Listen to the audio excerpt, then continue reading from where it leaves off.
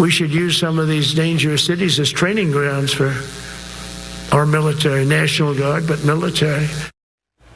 We have breaking news. President Trump just made a major announcement. He wants more than just the National Guard deployed to some of the country's biggest cities like Chicago and Portland. And he wants active military there to, quote, use some of these dangerous cities as training grounds. As you just heard, he later described what he sees in Portland. Portland, Oregon, where it looks like a war zone. And I get a call from the liberal governor, sir, please don't come in. We don't need you. I said, well, unless they're playing false tapes, this looked like World War II anymore. But now, he later claimed that he sent federal troops to Seattle to stop protests during his first term. And so you look at some of the things where they took over parts of Seattle. They actually took over a big percentage of Seattle. Think of that. You remember that. That was a while ago. And I sent in the troops and they were gone. All right, crew. Adam's speaking time to get loud. Trump is losing control of his own government agencies he runs, people he appointed, operations he championed are unraveling in real time. The signs are playing out across television, hearings, and frantic late-night posts in ways that should terrify anyone who cares about functional government.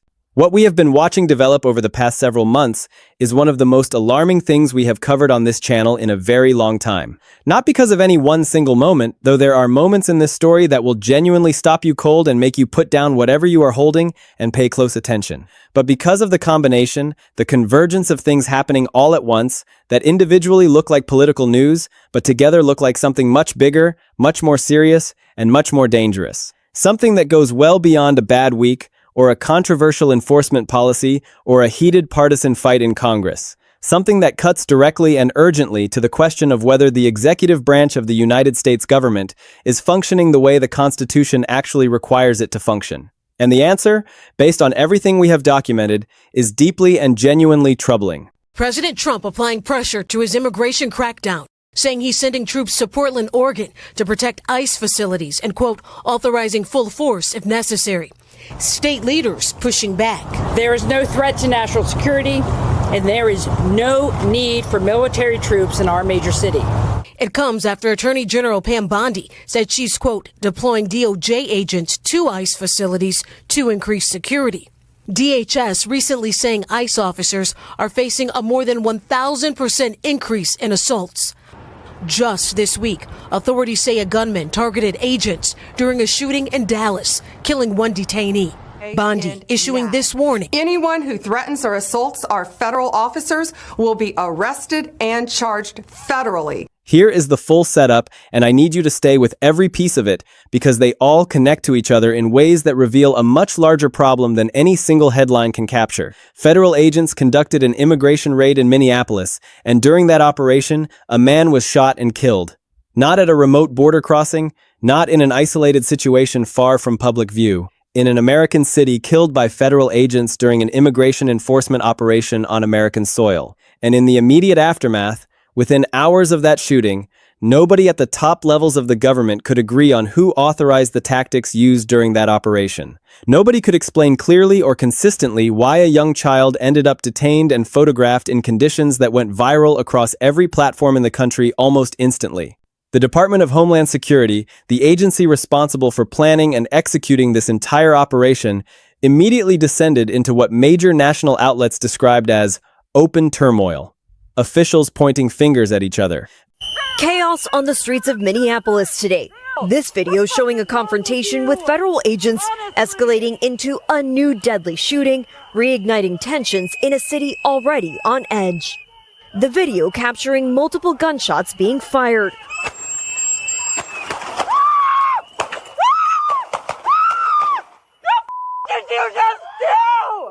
This video showing the moment from another angle. Oh, what the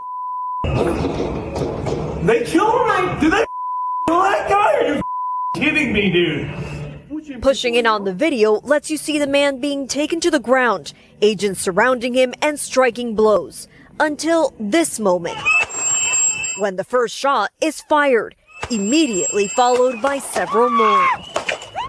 The Department of Homeland Security saying the man who was shot approached Border Patrol officers armed with this semi-automatic handgun and violently resisted attempts to disarm him. The internal story changing multiple times in a single day.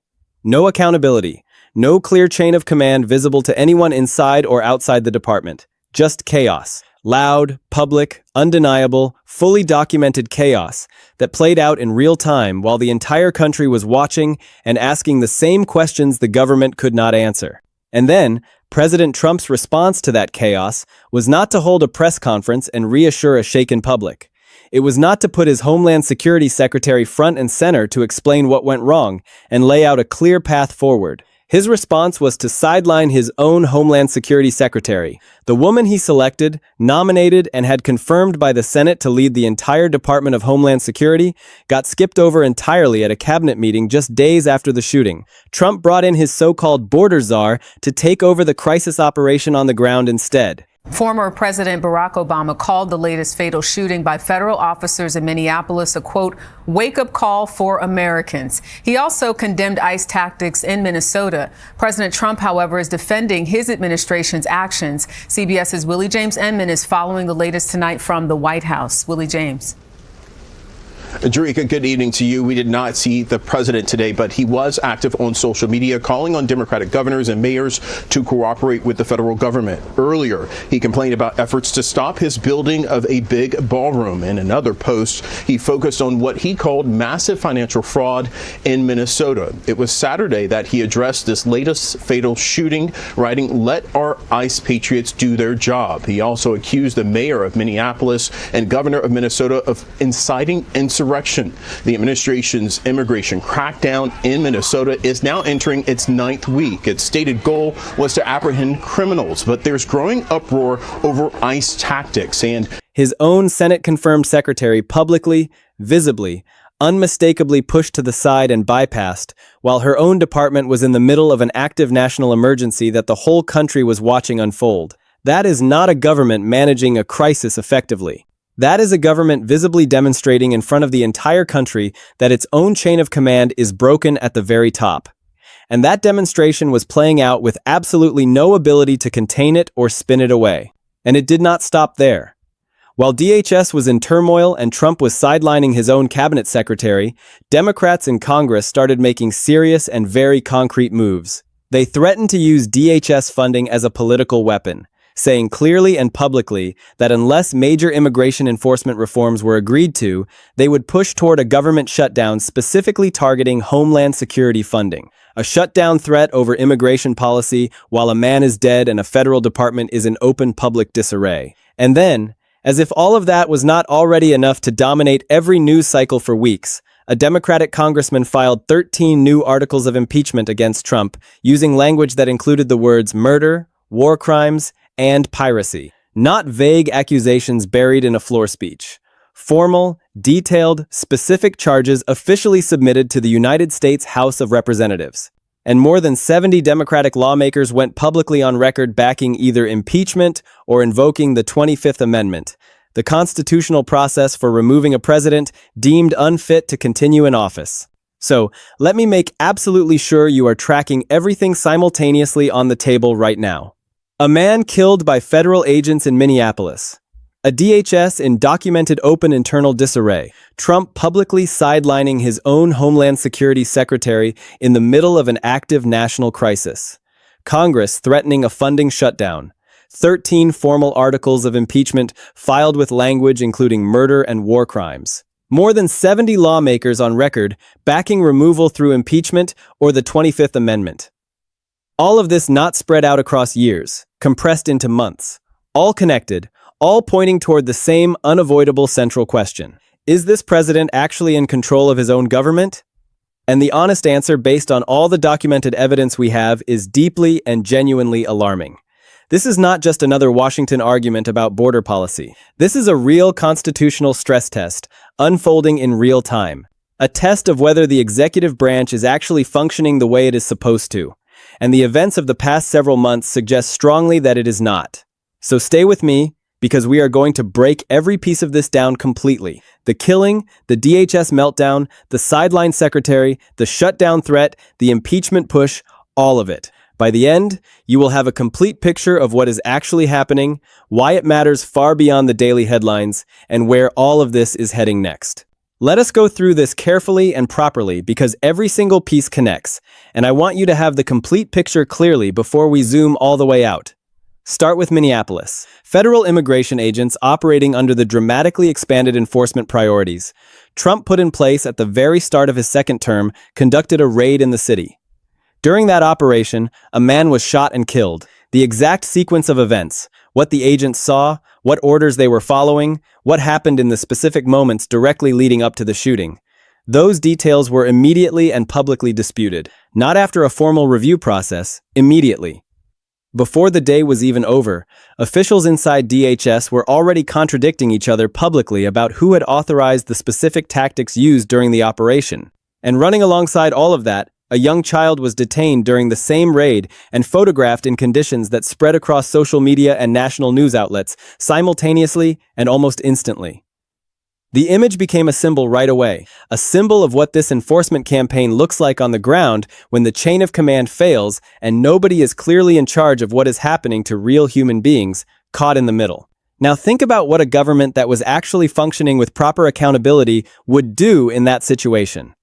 It would have clear lines of responsibility that hold together under pressure. It would be able to stand in front of the public and say, here is who authorized this operation. Here is what the rules of engagement were. Here is what we know happened. And here is who is responsible for answering all questions and ensuring a proper investigation.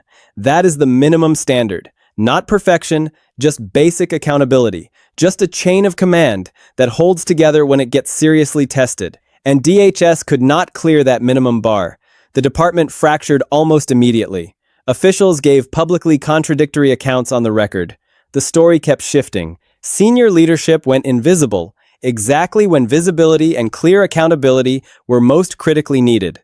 And the longer that breakdown continued, the worse the public reaction became, and the louder and more urgent the congressional pressure grew on every front. Major national outlets described what was unfolding as a crisis for President Trump, centered on his own department, where internal chaos, public outrage over the shooting, and congressional threats over funding had all converged simultaneously into a broader political emergency for the White House. That was not partisan framing. That was an accurate and well-documented description of a real situation. And then Trump made a decision that made everything significantly and visibly worse. He sidelined his Homeland Security Secretary at a cabinet meeting just days after the shooting. She was passed over, skipped, publicly ignored, while her department was at the center of the biggest political crisis in the country. Trump elevated his border czar, a hardline enforcement figure operating outside the traditional cabinet structure, as the new effective head of the Minneapolis crisis response. His own Senate-confirmed secretary was publicly and visibly bypassed while the whole country watched and drew their own conclusions about what that meant. Think carefully about what that decision actually signals to everyone watching. To the agents in the field trying to figure out who they actually report to. To Congress trying to conduct meaningful oversight of the department. To the American public trying to understand who is accountable for what just happened and who is actually running things. It signals clearly that the person nominally in charge of Homeland Security is not actually in charge of it when things get genuinely difficult. It signals that the president himself does not have real confidence in the structure he personally built. It creates a dangerous vacuum of authority at exactly the moment when clear authority matters most. A department where the confirmed secretary can be publicly bypassed and demoted mid-crisis is not a department capable of conducting aggressive large-scale enforcement operations with the kind of discipline and accountability those operations legally and constitutionally require. That is not a political opinion. That is basic organizational reality. And the consequences showed up immediately in the fractured, contradictory, leaderless public response that followed.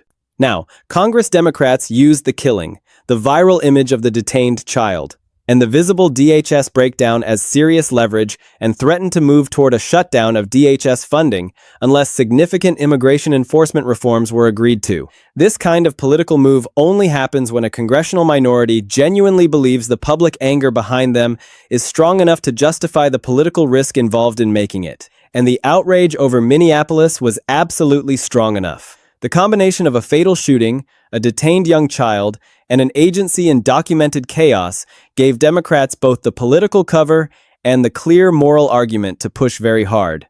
and they did. The shutdown threat added another serious institutional layer of pressure onto an administration already struggling badly to contain the damage. Then came April, and a congressman filed 13 articles of impeachment against President Trump. 13 separate formal articles. The language was specific and historically striking. Accusations of serial abuse of congressional war powers, conduct connected to Trump-ordered military actions and blockades, and formal use of the words murder, war crimes, and piracy inside official impeachment articles submitted to the House. Not a symbolic one-page protest document. A detailed, multi-count impeachment filing officially submitted to the United States House of Representatives by a sitting member of Congress. And days later, major news outlets reported that more than 70 Democratic lawmakers had publicly backed either impeachment or the 25th Amendment. A prominent constitutional scholar serving in the House was actively briefing Democratic colleagues on 25th Amendment procedures. That is not a press statement moment. That is preparation for a real constitutional move being taken seriously by people who understand what they are doing. Now, I am going to be fully honest with you here because honesty matters more than satisfying a narrative. 70+ Democrats backing impeachment does not mean impeachment is happening this week or next month. Republicans control the House. Even if articles pass the House, the Republican-controlled Senate would almost certainly not convict.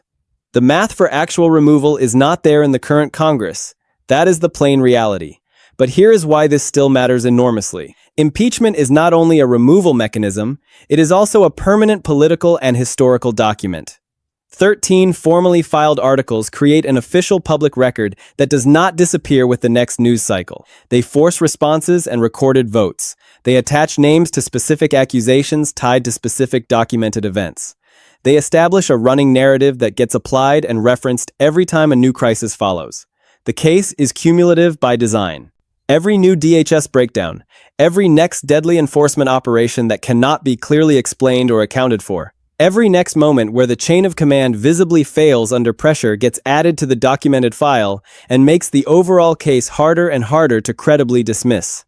70+ lawmakers is not a fringe. That is a coalition large enough to shape the political conversation going forward through every election between now and the end of this administration. A historian described the DHS funding battle and the broader convergence of crises as one front of a larger ongoing constitutional challenge, warning that public anger over federal agent conduct, paralysis in Congress, and an executive branch in visible conflict with its own agencies have created conditions where the limits of executive power are being actively tested in real time.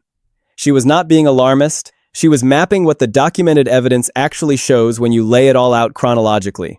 Let us land this completely and cleanly. The Minneapolis killing exposed a DHS chain of command that breaks down under real pressure, and the consequences of that documented failure are still reverberating. When that man was killed during the January immigration raid, the government had one immediate obligation: demonstrate basic accountability. Show the public that the agencies conducting enforcement operations on American soil know who authorized what, can explain what happened, and will stand in front of everyone and answer for it clearly and honestly. That is the minimum standard for any law enforcement agency at any level of government. And DHS could not clear it. The department fractured immediately. Officials contradicted each other publicly and on the record. Leadership disappeared at the exact moment when maximum accountability and visibility were most urgently needed. And then rather than stabilizing things from the top, Trump moved in the opposite direction, publicly bypassing his own secretary and installing a border czar as the effective head of the crisis response. That decision sent a specific and damaging message to everyone watching. It said the confirmed Secretary of Homeland Security is not actually in charge of Homeland Security when things get genuinely difficult. That the chain of command collapses under real pressure rather than holding firm when it matters most. A department operating under those conditions is not a department capable of running aggressive, large-scale enforcement operations with the discipline and accountability those operations legally and constitutionally require. The detained young child, the publicly contradictory official statements, the sideline secretary bypass on live television. Each of those things is a serious institutional problem on its own. Together, they document a pattern of failure that is permanently in the public record and is not going away, no matter how many news cycles pass.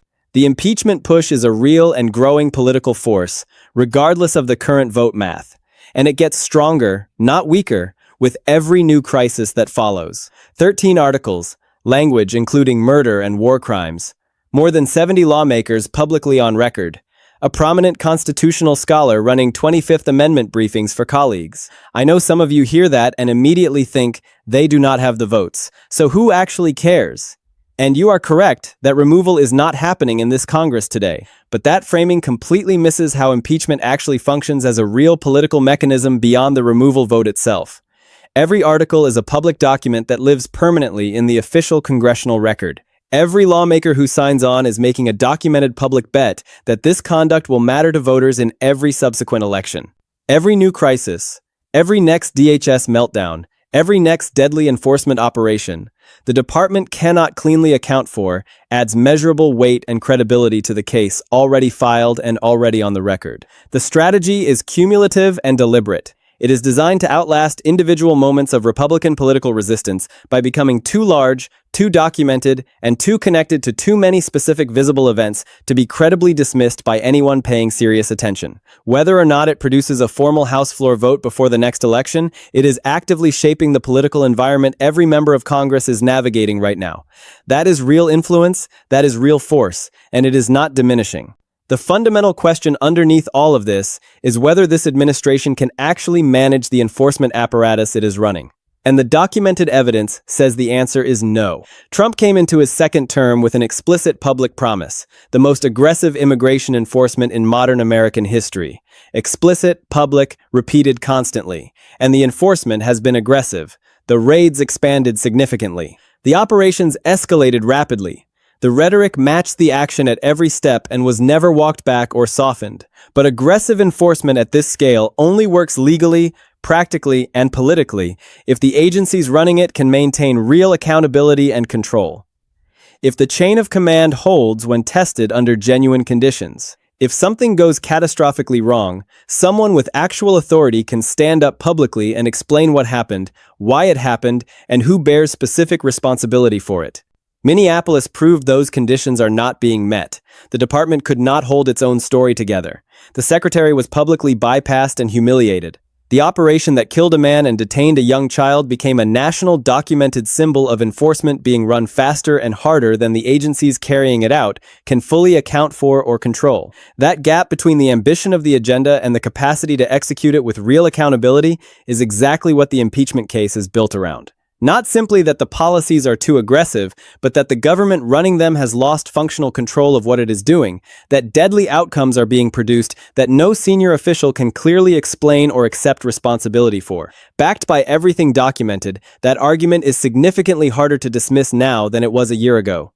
And it keeps getting harder to dismiss with every new development that follows. So here is exactly where we land right now. A man is dead in Minneapolis. A federal department is in documented turmoil with no clear resolution in sight. A cabinet secretary was publicly humiliated and bypassed by the president, who appointed her while her department was in active crisis. Congress threatened a funding shutdown and formally filed 13 articles of impeachment using language that includes the word murder. More than 70 lawmakers went publicly on record backing removal. And the White House is doubling down. Harder enforcement, escalating rhetoric, no visible course correction, no sign that anything about the approach is changing. That combination, a deadly federal scandal, a fractured and paralyzed agency, an escalating formal congressional response, and an administration that appears incapable of reconsidering what it is doing, is what the early documented stages of a serious constitutional crisis look like. Not one dramatic Hollywood moment that resolves everything cleanly. A slow, compounding, convergent accumulation of events. Each one making the next more likely and the overall institutional damage harder and harder to contain or reverse through normal political channels. The question now is not whether what happened in Minneapolis and everything that followed is serious. It clearly and undeniably is. The real question is what comes next. Does the impeachment case build sustained momentum toward a formal House floor vote? Does DHS stabilize under new effective management? Or does the internal chaos deepen and spread further? Does the next enforcement operation somewhere in this country produce another deadly outcome the department cannot clearly account for to a watching public? Those answers are coming. And when they arrive, they will matter.